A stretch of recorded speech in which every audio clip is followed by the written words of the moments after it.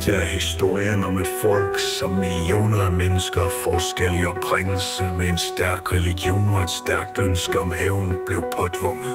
Al handel foregik med et folk, der troede på én Gud og kun én, det jødiske folk. Forfølgelse og eksil var deres lod. De spredte sig gradvist over hele verden gennem århundreder, og de led stadig forfølgelse i dag. En endnu mørkere periode kom derefter. I løbet af det 20.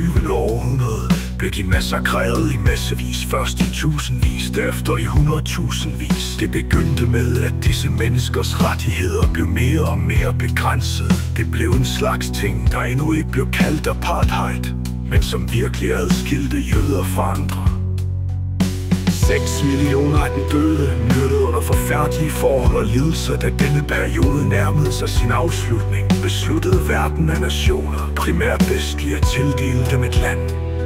Lidt af skyldfølelse på en måde.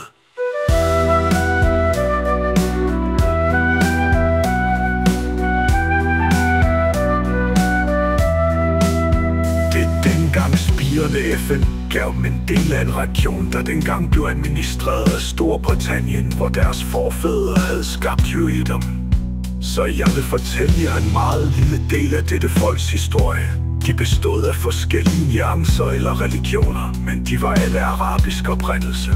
Den første af disse var muslimsk, derefter kristen og endelig et par jøder, der forblev i deres derværende hjemlande. Det var i 1948, efter anerkendelsen af Israel som et nyligt oprettet land på Palæstinas jord, kom 100.000vis af jøder og bosatte sig i Israel. For nogle af disse israelere var det ikke nok.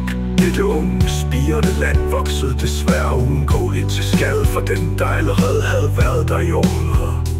Så begyndte koloniseringen i Nustistifl, da Israel i sit kølvand angreb mere eller mindre alle de arabiske stater omkring det.